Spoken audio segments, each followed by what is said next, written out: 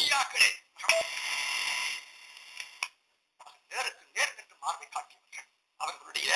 அவர்களுடைய வாரிசுகள் தான், அவர்களுடைய வம்சத்தை சார்ந்தவர்கள் தான் இப்போது நெஞ்சை காட்டுவதற்கு நமக்கு முன்னால் வந்து கொண்டிருக்கிறார்கள் என்பதை நீங்கள் வணங்க வேண்டும் என்று சொன்னால், கண்ணியம் மிக்கவர்களே, தன் குடும்பத்தைச் சேர்ந்த சையதா உஸ்மான் இப்னு மதூன் ரலியல்லாஹு அன்ஹு அவர்கள் இறந்துவிட்ட போது, இந்த உலகத்தை விட்டு மறைந்த போது, பெருமானார் ஸல்லல்லாஹு அலைஹி வஸல்லம் அவர்கள் தானே உஸ்மான் இப்னு மதூனுடைய கபருக்குள் இறங்குகின்றார்கள்.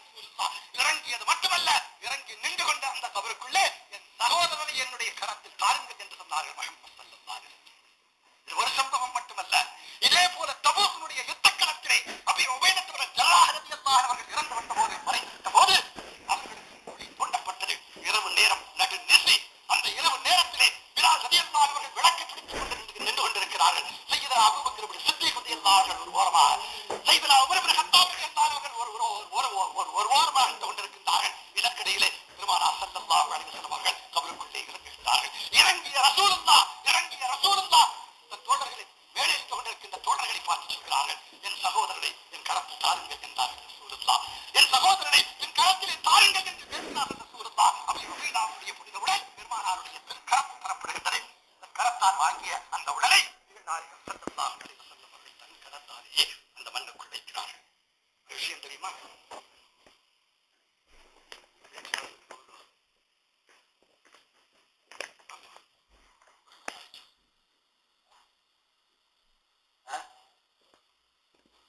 சரி, முடிச்சிருக்கீங்களா? சரி என்று சொன்ன வார்த்தைக்கு விளங்காத ஒரு அர்த்தம். சாப்பாடு போதுமா? சரி. என்ன சொல்றீங்க? சரி என்று சொல்ல போதுன்னு சொல்றீங்களா, வேலைன்னு சொல்றீங்களா?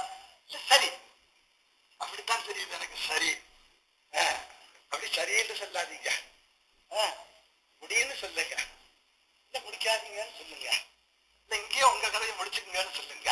இப்படி ஏதாவது ஒன்றை சொன்னீங்கன்னா எனக்கு விளங்கும். இல்லைன்னு எனக்கு நான் அவங்க மாதிரி அவனை புத்திசாலி அப்படியெல்லாம் எனக்கு விளங்காதுங்க.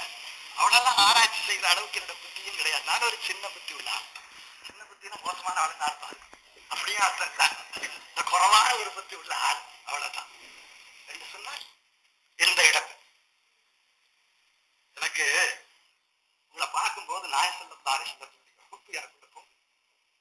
ஒவ்வொன்றையும் ஒவ்வொரு குறிப்பையும் நான் உங்களுடைய சிந்தனைக்கு தரணும்னு ஆசைப்படுறேன். அதனாலதான் நான் அந்த சம்பவத்தை முடிச்சு கொண்டு போகணும்னு நினைச்சவன் கூட அந்த சம்பவத்திற்குள்ளே புதையுண்டு கிடக்கின்ற முஹம்மது முஸ்தபா ஸல்லல்லாஹு அலைஹி வஸல்லம் அவர்களுடைய அந்த மகத்துவத்தை நான் வெளியே கொண்டு வந்து பார்க்கணும், உங்கள்கிட்ட காட்டணும்னு ஆசைப்படுறேன். நாயகம் ஸல்லல்லாஹு அலைஹி வஸல்லம் தன்னுடைய திருக்காட்டால் முஹம்மது முஸ்தபா ஸல்லல்லாஹு அலைஹி வஸல்லம் அவர்கள் அபீ உபைதாவுடைய புனித உடலை வாங்கி அந்த மண்ணுக்குள் வைக்கிறார்கள். இந்த கரம் ரசூலுல்லாஹ்வுடைய இந்த கரம் பற்றி உங்களுக்கு தெரியுமா?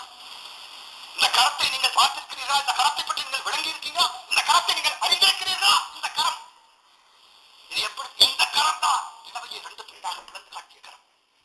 இந்த கரம் தான் நிலவையை 2 துண்டாக பிளந்து காட்டிய கரம். இந்த கரம் தான் மலைக்கு அப்பாலை சென்று கொண்டிருந்த ஹபஷியினுடைய நீக்ரோனுடைய துருத்தியிலே கொல்லப்பட்டிருந்த தண்ணீரை வாங்கி முஹம்மது ஸல்லல்லாஹு அலைஹி வஸல்லம் அந்த துருத்தியினுடைய வாய் மூடியை திறந்து இந்த கரத்தை தான் அந்த துருத்தியினுடைய வாய் பகுதியில் வைத்தார்கள்.